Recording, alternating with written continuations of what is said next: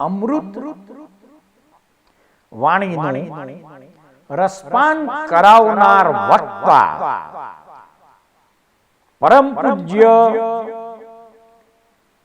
શ્રી 1008 અધ્યાત્મ યોગી શ્રી કમલેશ કાંતિલાલ દવે, જે જમદગ્નિ નું તેજસ્વી જીવન છે, જે કશ્યપની 3 અવસ્થા વાળી આયુ છે તથા જે દેવતાઓની 3 અવસ્થા વાળું આયુષ્ય છે, તે ત્રિવિધ આયુષ્યને અમે પણ પ્રાપ્ત કરીએ.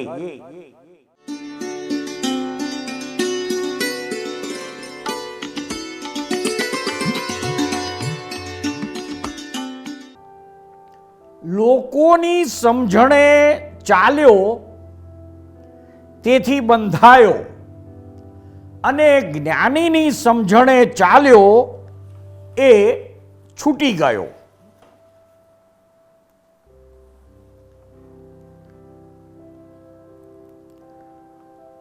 પૂર્વે કહેલા અઢીદ્વીપમાં દેવકુરુ અને ઉત્તરકુરુ જેટલા ભાગ વિના 5 મહાવિદેહ, 5 ભરત ક્ષેત્ર અને 5 ઐરાવત ક્ષેત્ર એ 15 કર્મભૂમિઓ આવેલી છે.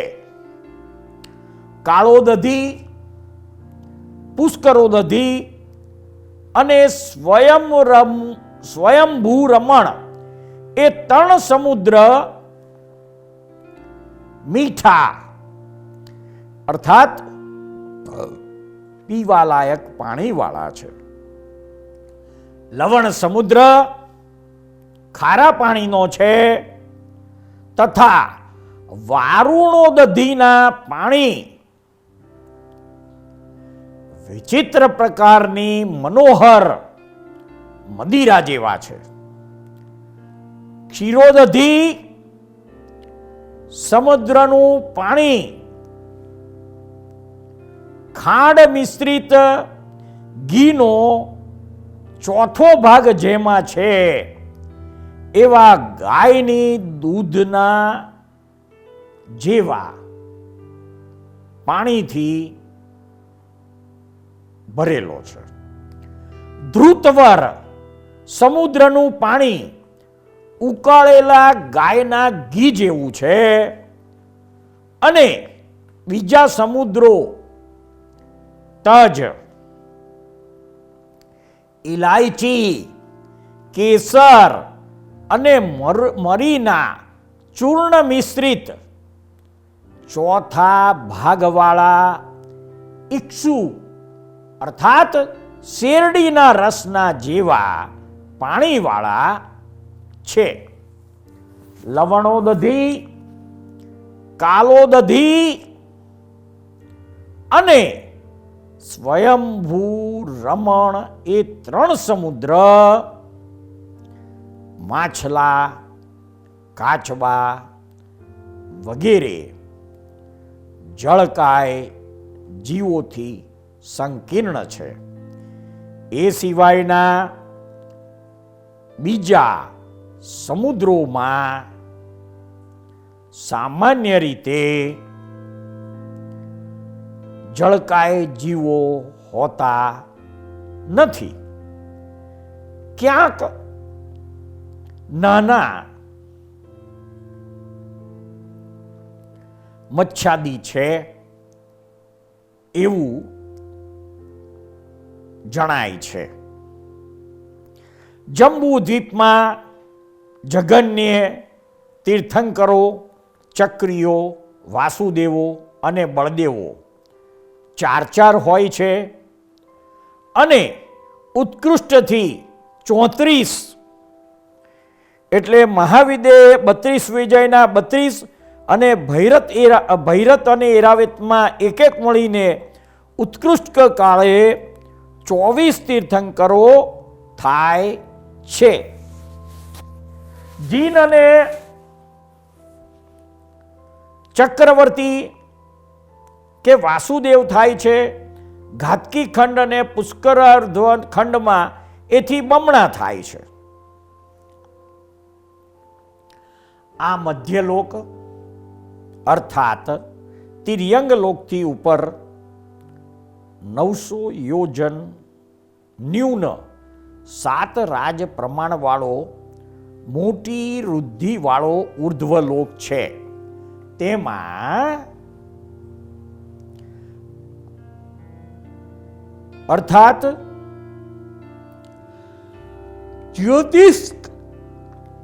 જ્યોતિષ્ક દેવલોકથી ઉપર 100 યોજન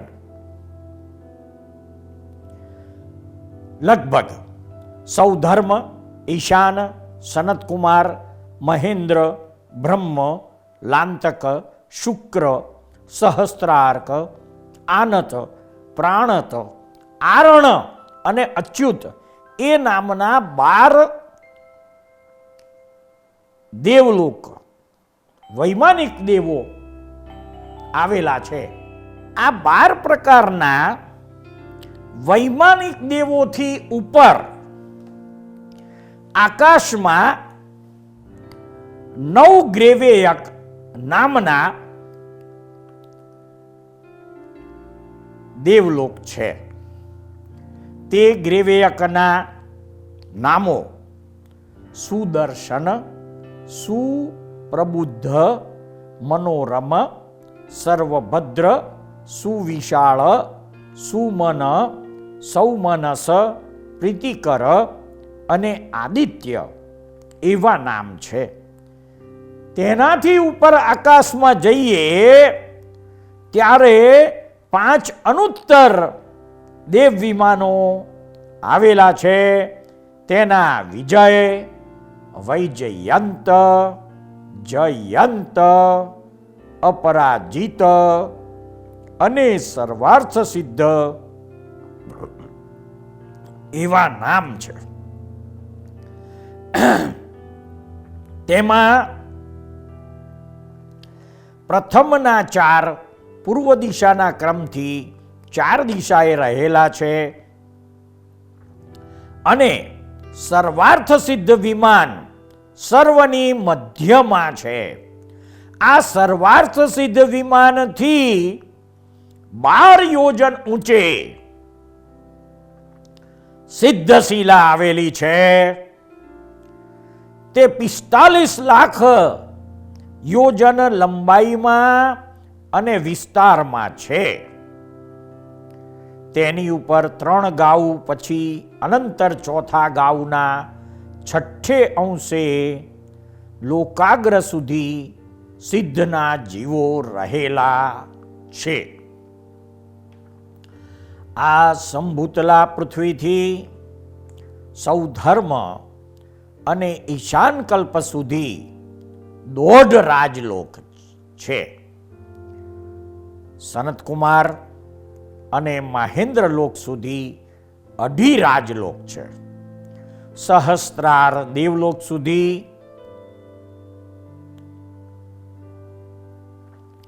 5 રાજલોક છે. અચ્યુત દેવલોક સુધી 6 રાજલોક છે અને લોકાંત સુધી 7મો રાજલોક છે. સૌધર્મકલ્પ અને ઈશાન કલ્પ ચંદ્રમંડળના જેવા વર્તુળ આકારમાં છે. તેમાં દક્ષિણાર્ધમાં સૌધર્મકલ્પ અને ઉત્તરાર્ધમાં ઈશાન કલ્પ છે. સનતકુમાર અને મહેન્દ્ર એ બંને દેવલોક પણ તેમની તુલ્ય આકૃતિવાળા છે. જેમાં દક્ષિણાર્ધમાં સનતકુમાર દેવલોક છે અને ઉત્તરમાં મહેન્દ્ર દેવલોક છે. લોકપુરુષની કોણીવાળા ભાગમાં અને ઉર્ધ્વલોકના મધ્ય ભાગમાં બ્રહ્મદેવલોક છે. તેનો સ્વામી બ્રહ્મેન્દ્ર છે. તે દેવલોકના પ્રાંત ભાગમાં સારસ્વત આદિત્ય, અગ્નિ, અરુણ, બર્દતોય, તુષિત, અવ્યાબાધ, મરુત અને રિષ્ટ એ 9 જાતિના લોકાંતિક દેવતાઓ ના વિમાનો આવેલા છે. તેની ઉપર લાંતક કલ્પ છે, ત્યાં તેજ નામનો ઇન્દ્ર છે. તેની ઉપર મહાશુક્ર દેવલોક છે, ત્યાં પણ તેજ નામનો ઇન્દ્ર છે. તેની ઉપર સહસ્ત્રાર દેવલોક છે, ત્યાં પણ તેજ નામનો ઇન્દ્ર છે.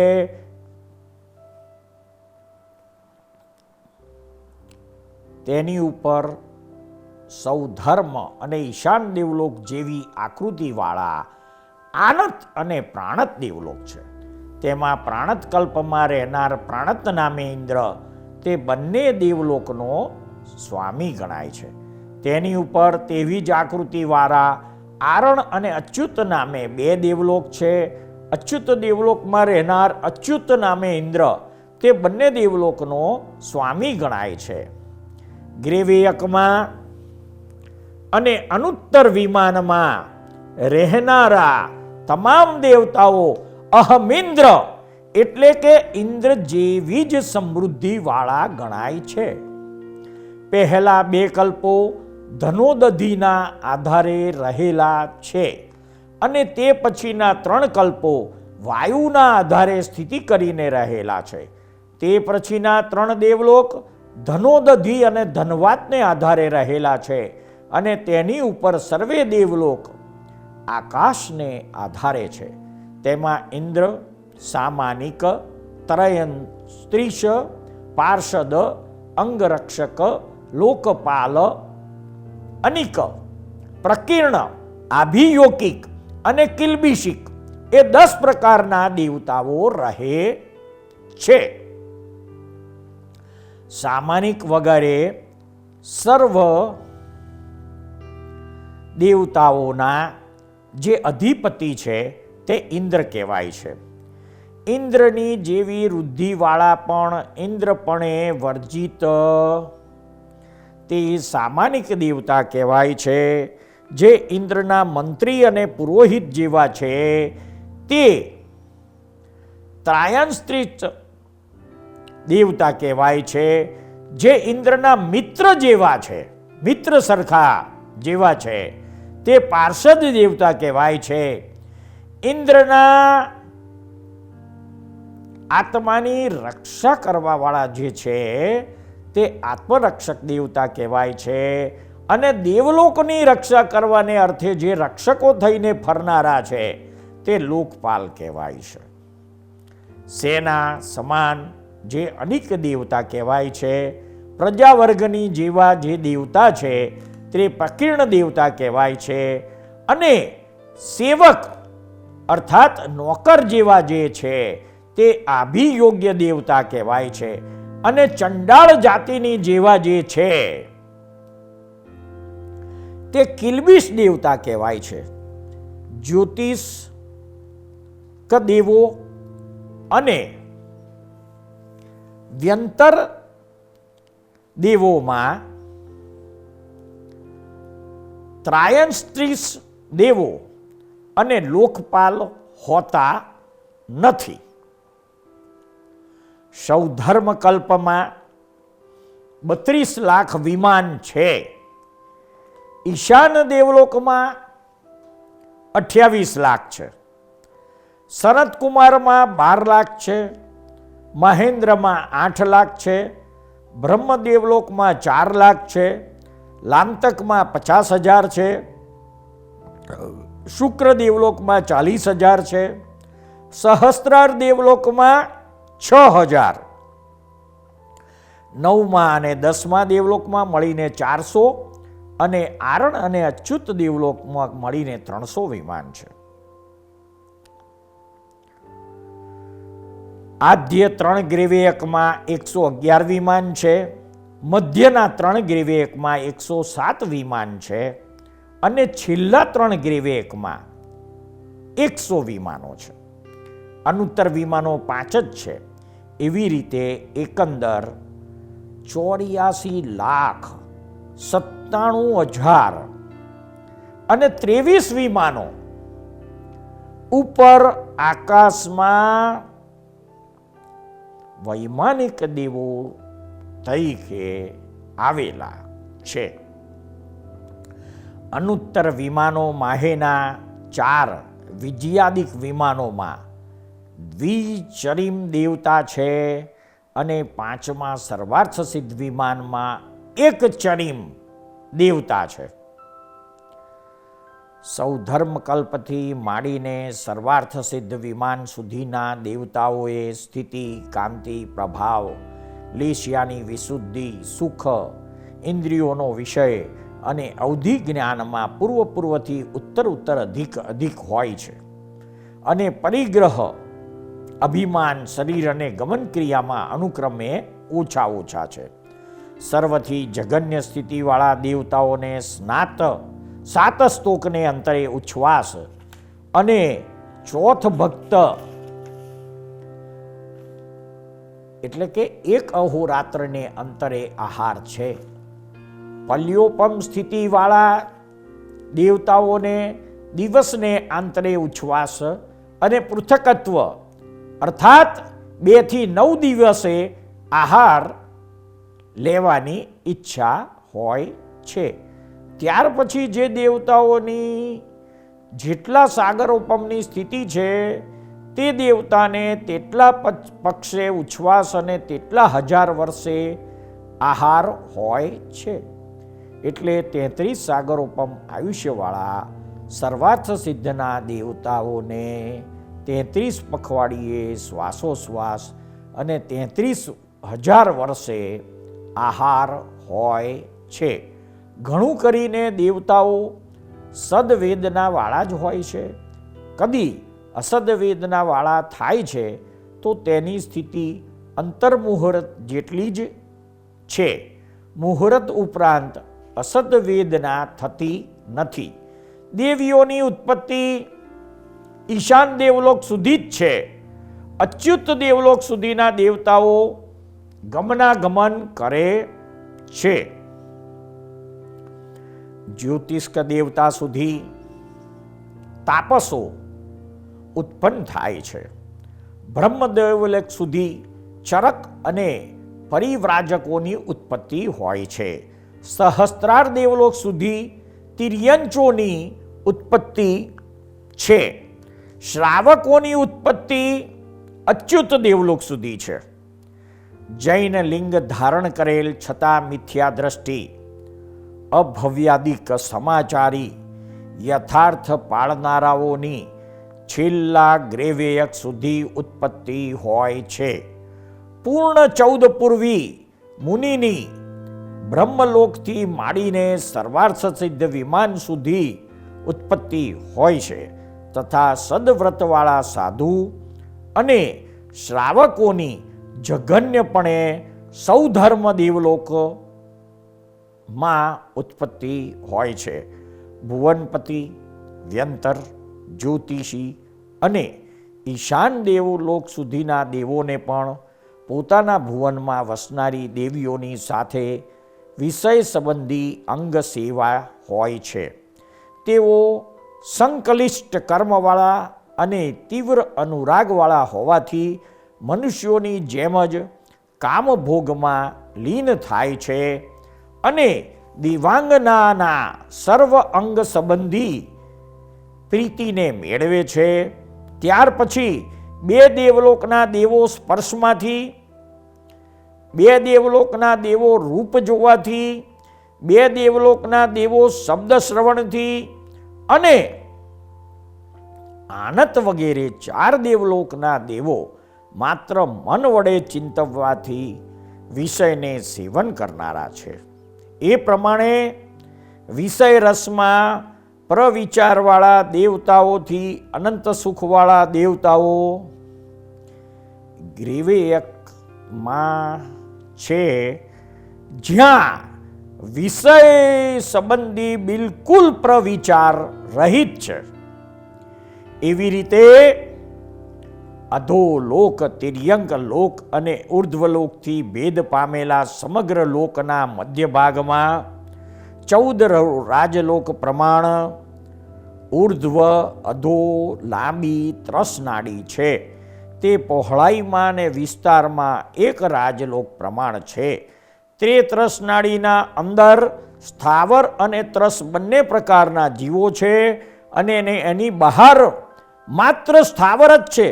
કુલ વિસ્તાર નીચે 7 રાજલોક પ્રમાણ, મધ્યમાં તિર્લંક લોકે 1 રાજલોક પ્રમાણ, બ્રહ્મદેવ લોકે 5 રાજલોક પ્રમાણ અને પર્યંતે સિદ્ધશિલાએ 1 રાજલોક છે.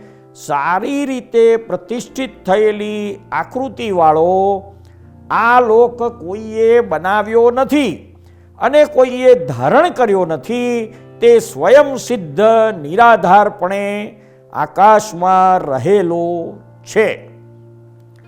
અશુભ ધ્યાનના પ્રતિષેધનું કારણભૂત એવું આ સમગ્ર લોકનું અથવા તેના જુદા જુદા વિભાગનું જે બુદ્ધિમાન ચિંતવન કરે છે તેને ધર્મ ધ્યાન સંબંધી ક્ષયોપક્ષમાદિક ભાવની પ્રાપ્તિ થાય છે અને પિત્તલેશિયા, પદ્મલેશિયા તથા શુક્લલેશિયા અનુક્રમે શુદ્ધતર થાય છે. ઘણા વૈરાગ્યના સંગથી તરંગિત થયેલા ધર્મ ધ્યાન વડે પ્રાણીઓને પોતે જ જાણી શકે તેવું સ્વયં વેદ્ય અતિન્દ્રિય સુખ ઉત્પન્ન થાય છે. જે યોગીઓ નિસંગ થઈ ધર્મ ધ્યાન વડે આ શરીરને છોડે છે તેઓ ગ્રેવેયકાદી સ્વર્ગોમાં ઉત્તમ દેવતા થાય છે. ત્યાં તેઓ મોટા મહિમાવાળા, સૌભાગ્યયુક્ત, શરદ ઋતુના ચંદ્ર જેવી પ્રભાવાળા અને પુષ્પમાળા તથા વસ્ત્રાલંકારથી વિભૂષિત એવા દિવ્ય શરીરને પ્રાપ્ત કરે છે. વિશિષ્ટ વીર્યને રોકનાર, કામાતિરૂપ જ્વર વિનાના અને અંતરાય રહિત અતુલ્ય સુખને ચિરકાળ ભોગવે છે અને મન ઇચ્છિત મળેલા સર્વ અર્થોને મનોહર એવા સુખરૂપ અમૃતને નિર્વિઘ્ને ભોગવતા પોતાના ચાલ્યા જતા જન્મને જાણતા પણ નથી એવા દિવ્ય ભોગને અવસાને ત્યાંથી ચ્યવીને તેઓ ઉત્તમ શરીર બાંધી મનુષ્ય લોકમાં અવતરે છે. મનુષ્યપણામાં પણ દિવ્ય વંશમાં ઉત્પન્ન થઈ અખંડિત મનોરથવાળા તેઓ નિત્ય ઉત્સવથી મનને આનંદ આપનારા વિવિધ પ્રકારના ભોગ ભોગવે છે. પછી વિવેકનો આશ્રય કરી સર્વભોગથી વિરામ પામી શુભ ધ્યાન વડે સર્વ કર્મનો નાશ કરીને અવ્યય પદને પામે છે. આ પ્રમાણે સર્વ જીવોના હિતકારી શ્રી અજીનાથ પ્રભુએ 3 જગતરૂપી કુમુદને આનંદ કરવામાં કૌમુદી રૂપ ધર્મદેશના આપી હતી. આવી ધર્મદેશના સાંભળી હજારો નર તથા નારીઓએ પ્રતિબોધ પામી મોક્ષની માતારૂપ દીક્ષાને ગ્રહણ કરી અને તે વખતે સગર ચક્રવર્તીના પિતા સુમિત્ર કે જે અગાઉ ભાવયતી થઈને રહ્યા હતા તેમણે અજિતનાથ પ્રભુ પાસે દીક્ષા ગ્રહણ કરી. પછી અજિતનાથ પરમાત્માએ ગણધર નામ કર્મવાળા અને સારી બુદ્ધિવાળા સિંહસેન વગેરે 95 મુનિઓને સર્વ આગમરૂપ વ્યાકરણના પ્રત્યાહારોની જેવી ઉત્પત્તિ વિગમ અને દ્રવ્યરૂપ ત્રિપદી સંભળાવી. રેખાઓને અનુસારે જેમ ચિત્રે તેમ ત્રિપદીને અનુસારે ગણધરોએ 14 પૂર્વ સહિત દ્વાદશાંગી રચી. પછી ઇન્દ્રે પોતાના સ્થાનકેથી ઉઠી ચૂર્ણથી પૂર્ણ એવો થાળ હાથમાં લઈ દેવતાઓના સમૂહથી પરિવૃત્ત થઈને સ્વામીના ચરણકમર પાસે આવી ઊભા રહ્યા. પછી જગતપતિ અજિતનાથ ભગવાન ઊભા થઈ તેમના ગણધરોના મસ્તક ઉપર તે વાસક્ષેપ ચૂર્ણ અર્પણ કરી અનુક્રમે સૂત્રથી, અર્થથી, તદુભયથી તેમજ દ્રવ્યથી, ગુણથી, પર્યાયથી અને નયથી અનુયોગની અનુજ્ઞા તથા ગણની અનુજ્ઞા આપી. ત્યારબાદ દેવતાઓએ, મનુષ્યોએ અને સ્ત્રીઓએ દુંદુંબીના ધ્વનિ સાથે ગણધર ઉપર વાસક્ષેપ નાખ્યો. પછી ગણધરો પણ અંજલિના સંપુટ જોડી અમૃતના નિર્જણા જેવી પ્રભુની વાણી સાંભળવાને તત્પર થઈ રહ્યા. એટલે પૂર્વાભિમુખ સિંહાસન પર બેસીને પ્રભુએ તેઓને શિખામણમય દેશના આપી. પ્રથમ પૌરુષી પૂર્ણ થઈ એટલે ભગવાને ધર્મદેશના સમાપ્ત કરી. તે વખતે સગર રાજાએ કરાવેલો અને વિશાળ થાળમાં રાખેલો 4 પ્રસ્થ પ્રમાણ બલિ પૂર્વદ્વારથી સંવત્સરણમાં લાવવામાં આવ્યો. તે બલિ શુદ્ધ અને પદ્મના જેવી સુગંધી શાળનો બનાવેલો હતો. દેવતાઓએ તેમાં નાખેલી ગંધમુષ્ટિઓથી તેની ખુશ્બુ બહેકી રહી હતી. શ્રેષ્ઠ પુરુષોએ તે ઉપાડેલો હતો. સાથે ચાલતી ઉદ્દામ દુદુભીઓના ધ્વનિથી સર્વ દિશાઓના મુખ ગાદી રહ્યા હતા. ગીત ગાતી ગાતી સ્ત્રીઓ તેની પછવાડે ચાલતી હતી અને ભ્રમરાઓની જેમ પદ્મકોશ વીંટાઈ રહે તેમ તેની ચોતરફ નગરના લોકો ફરી વળેલા હતા. પછી તે સર્વજનોએ પ્રભુની પ્રદક્ષિણા કરીને દેવતાઓએ કરેલી પુષ્પવૃષ્ટિને અનુસરતી રીતે તે બલિ પ્રભુની આગળ ઉછાળ્યો. તેમાંથી અર્ધભાગ આકાશમાંથી પડતા જ અધ્ધરથી દેવતાઓએ લઈ લીધો. પૃથ્વી પર પડેલામાંથી અર્ધભાગ સગર રાજાએ લીધો અને બાકીનો બીજા લોકોએ ગ્રહણ કર્યો. તે બલિના પ્રભાવથી પૂર્વે થયેલા રોગો નાશ પામે છે અને 6 માસ સુધી નવીન રોગો ઉત્પન્ન થતા નથી. આ રીતે સંવત્સરણમાં પ્રભુની દેશના પૂર્ણ થયા પછીનો વૃત્તાંત અહીં આ એપિસોડમાં રજૂ થયો છે.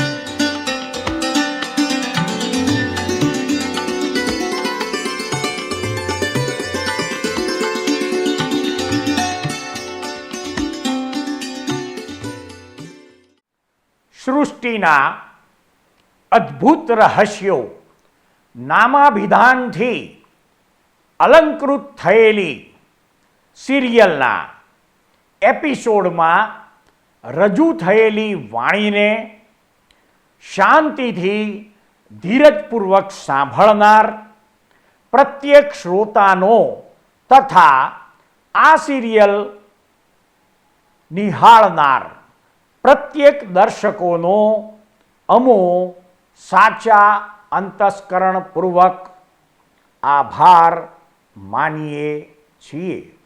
જય સચ્ચિદાનંદ.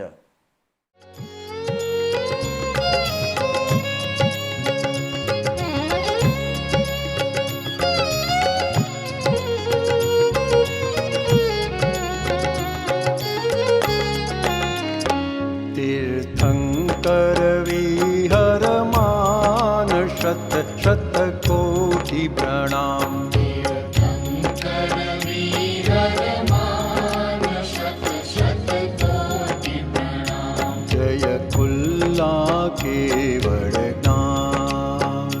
जय कुल्ला केवल ज्ञान. तीर्थंकर विहरमान शत शत कोटि प्रणाम.